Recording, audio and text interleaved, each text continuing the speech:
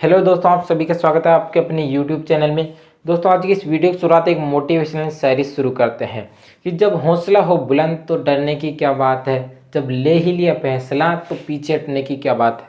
जब हम किसी भी मंजिल को चूज कर लेते हैं, किसी भी लक्ष्य को चूज कर लेते हैं तो हमें पीछे नहीं हटना चाहिए, उस लक्ष्य को प्राप्त करके ही पीछे हटना चाहिए। तो चलिए शुरू करते हैं आज का ये वीडियो। आज की इस वीडियो में हम जानने वाले जेनेटिक्स टर्मिनोलॉजी, आनुवांशिकी शब्दावली के बारे में। जेनेटिक्स को समझने के लिए हमें इस जेनेटिक्स टर्मिनोलॉजी की आवश्यकता होती है। जेनेटिक्स में कुछ ऐसे वर्ड्स होते हैं जिन्हें हमें समझने की आवश्यकता होती है और उससे हम पूरी जेनेटिक्स को समझ सकते हैं।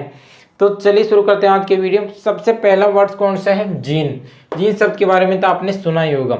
जीन शब्द को सबसे पहले जो प्रयोग किया था वो जोहानसन ने प्रयोग किया था और जीन शब्द को भी इन्होंने ही दिया था। जीन जो होते हैं ये गुणसूत्र पर स्थित होते हैं और जीन्स में कैरेक्टर छिपे हुए होते हैं। ये हमारे सभी कैरेक्टर्स को कंट्रोल करते हैं, सभी कैरेक्टर्स पर नियंत्रित करते हैं। इसीलिए जो जीन है उसको आनुवांशिकी की इकाई भी कहा जाता है। देखिए, जीन क्या होता है? किसी भी लक्षण को नियंत्रित करने वाली आनुवांशिक इकाई को जीन कहा जाता है। ठीक है, मेंडल जब प्रयोग करते थे तो उस समय जो लक्षणों को नियंत्रित करने वाली इकाई थी उसको मेंडल कारक कहते थे या फैक्टर कहा करते थे। उस समय मेंडल को जीन के बारे में पता नहीं था, लेकिन बाद में जोहानसन ने जब खोज की तो जोहानसन ने इस जो फैक्टर है इसको जीन नाम दिया। तो मेंडल पहले जीन के स्थान पर कारक शब्द का प्रयोग किया करते थे और जोहानसन ने बाद में कारक को जीन कहा। सेकंड क्या है? देखिए, एलील या एलिलोमॉर्फ है। एलील का मतलब होता है युग्म विकल्पी, एलिलोमॉर्फ का मीन होता है युग्म विकल्पी। यहाँ पर एक वर्ड आ रहा है युग्म विकल्पी। तो युग्म का मीन होता है जोड़ा। ठीक है, युग्म का मीन क्या होता है? जोड़ा। जोड़ा किसका भाई? दो जीन्स का जोड़ा होता है जो दो अलग अलग कैरेक्टर्स को क्या करते हैं? कंट्रोल करते हैं। दो विपरीत लक्षण को नियंत्रित करने वाले लक्षणों के संकेतक जोड़े को युग्मविकल्पी कहा जाता है। ठीक है, जैसे देखिए, पौधे की ऊंचाई को नियंत्रित करने वाले पौधों के युग्मविकल्पी। ये जो आपको ये जोड़ा दिख रहा है युग्मविकल्पी का, ये कैरेक्टर को कंट्रोल करता है। ये जो कैपिटल टी है ये तो पौधे के लंबेपन को दर्शाता है। ठीक है, और ये जो स्मॉल टी है ये पौधे के बोनेपन को दर्शाता है। बोना जो बोनेपन को दर्शाता है। ठीक है, ये पौधे को लंबेपन के लक्षण को कंट्रोल रखता है और ये बोनेपन के लक्षण को कंट्रोल करता है। युग्म विकल्पी दो प्रकार के होते हैं। सबसे पहला जो है यह है समयुग्मजी, होमोजाइगस, और दूसरा क्या है? विषम युग्मनजी, हेट्रोजाइगस। अब देखिए, समयुग्मनजी और विषम युग्मनजी क्या होते हैं। समयुग्मनजी में एक वर्ड आ रहा है सम। सम का मीन होता है समान और युग्म का मीन होता है जोड़ा। तो समान जीनों का जो जोड़ा होता है उसे समयुग्मनजी कहते हैं और जिस जोड़े में अलग अलग जीन्स होती हैं उसको विषम युग्मनजी कहते हैं। तो परिभाषा क्या हुई? जब किसी भी सजीव में लक्षणों को नियंत्रित करने वाली जो जीनें हैं उनका जोड़े में दोनों जीन यदि समान है तो उसे समयुग्मनज कहेंगे। और यदि किसी सजीव में लक्षणों का नियंत्रित करने वाली जीन का जोड़ा जो है उसमें अलग अलग जीन है तो उसे विषम युग्मनजी कहेंगे। अब आगे देखिए, फिनोटाइप या लक्षण प्रारूप क्या होता है। सबसे पहले तो आप ये जान लीजिए कि जो फिनोटाइप और जीनोटाइप जो है, फिनोटाइप और जीनोटाइप जो है इन दोनों के बारे में जोहानसन ने बताया था। जोहानसन ने बताया था। ठीक है, जोहानसन ने इन दोनों के बारे में बताया है। अब फिनोटाइप क्या होता है? किसी भी सजीव के बाह्य लक्षणों को लक्षण प्रारूप कहा जाता है। यदि किसी जीव में हमें बाहर के कैरेक्टर्स दिखाई दे रहे हैं तो उनको फिनोटाइप कहा जाता है। जैसे में एक एग्जांपल देखिए, मेंडल का जो एकल संकर संकरण का प्रयोग है उसमें एक डायग्राम आता है ऐसा। तो इस डायग्राम में देखिए, जो पौधे के लंबेपन और बोनेपन के जो गुण हैं उससे हम फिनोटाइप को लिखेंगे। यहाँ पर ये देखिए, जो कैपिटल टी और कैपिटल टी जो है ये पौधे के लंबेपन गुण को दर्शाता है। कैपिटल टी स्मॉल टी ये भी पौधे के लंबेपन गुण को दर्शाता है और ये भी पौधे के लंबेपन गुण को दर्शाता है।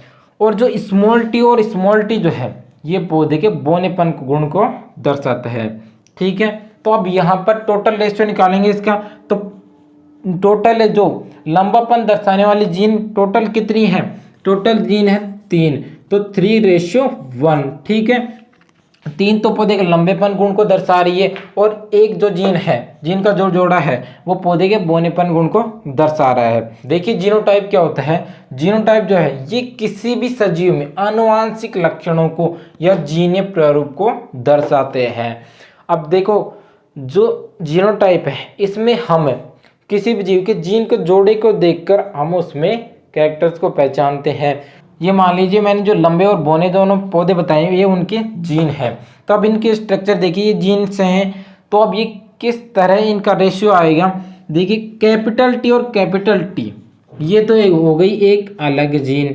ठीक है, ये जीन संरचना अलग है। ठीक है, और एक कैपिटल टी और स्मॉल टी ये हो गई भाई अलग। ठीक है, ये दोनों दो हैं, और स्मॉल टी और स्मॉल टी ये हो गई अलग। तो इसका टोटल रेशियो क्या आया, 1:2:1। तो 1:2:1 यहाँ पर ये आ गया इसका जीनोटाइप। तो जीनोटाइप किसी भी जीव में जीनों की स्थिति को दर्शाता है। अब देखिए नेक्स्ट परीक्षार्थ संकरण टेस्ट क्रॉस। टेस्ट क्रॉस क्या होता है, जब किसी भी वह प्रक्रिया जिसमें F1PD का संकरण अप्रभावी लक्षण के साथ करवाया जाता है उसे परीक्षार्थ संकरण कहा जाता है।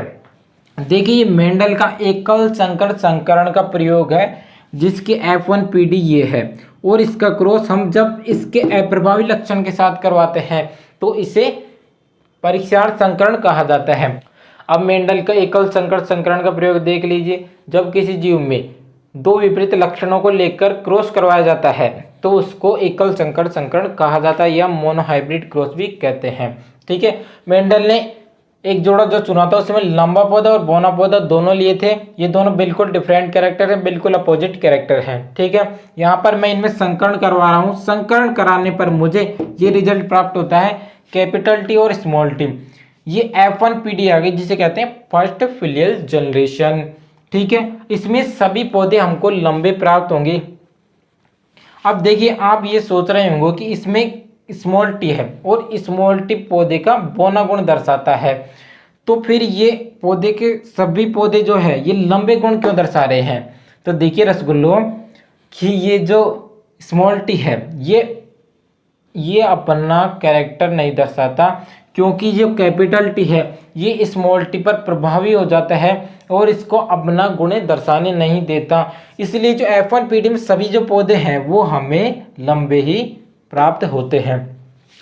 अब इसमें हम स्वपरागण कराकर सेकंड F2PD है उसको प्राप्त कर सकते हैं। ये फिनोटाइप और जीनोटाइप यहाँ पर मैंने लिख दिए हैं। अब सबसे मेन बात, परीक्षार्थ संकरण क्यों करवाया जाता है।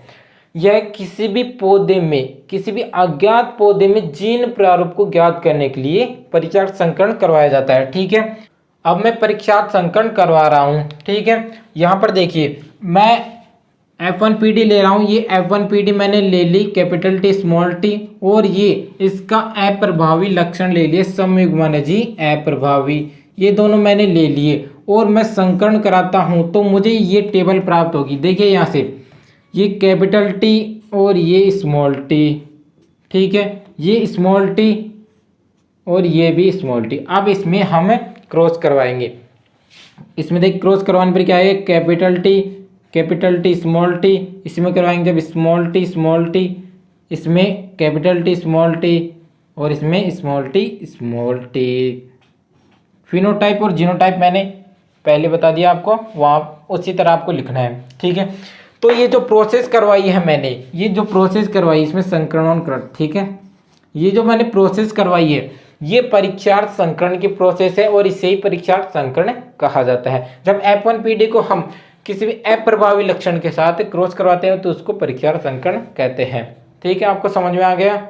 अब देखिए नेक्स्ट क्या है, नेक्स्ट है प्रतीप संकरण बैक क्रॉस। बैक क्रॉस और टेस्ट क्रॉस बिल्कुल सेम है।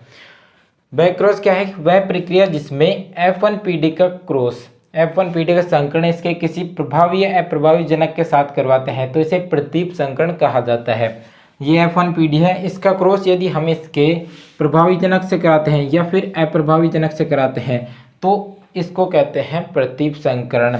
ये मैंने आपको टेस्ट क्रॉस में बता दिया है, वहाँ से आप समझ सकते हो आराम से। अब यहाँ पर देखिए मैंने कुछ सिंबल लिखे हैं जो आपको पुष्प सूत्र लिखने में यूज में आते हैं, वो भी आपको ध्यान में रखने हैं। BR का मीन होता है सहपत्री, BRL सहपत्रिका, EBR असहपत्री, और जो गोले के अंदर प्लस का चिन्ह है ये त्रिज्य सममिति को दर्शाता है। प्रतिशत का जो चिन्ह है ये परसेंटेज जिसको हम लिखते हैं ये एक व्यास सममिति को दर्शाता है। गोले के नीचे प्लस का चिन्ह ये द्विलिंग को दर्शाता है, ठीक है। द्विलिंगी उभयलिंगी जिसमें मेल और फीमेल दोनों संरचना होती है, और फिर ये स्त्री भाव को भी दर्शाता है जिसमें स्त्री भागी होता है केवल। पुष्प में यदि मादा भागी होता है तो उसको भी दर्शाने के लिए ये सिंबल यूज में आता है। नर संरचना को दर्शाने के लिए गोले के ऊपर तीर का निशान, इस तरह के ये सिंबल आते हैं। तो मैं समझता हूँ कि आप सभी को हमारी वीडियो पसंद आया होगा। यदि हमारी वीडियो पसंद आया हो तो लाइक करें, सब्सक्राइब करें और कमेंट करें, और ये भी बता दें कि इस वीडियो में क्या कमी रह गई ताकि आगे आने वाले वीडियोज़ में हम हमारी कमी को सुधार सकें। थैंक यू दोस्तों।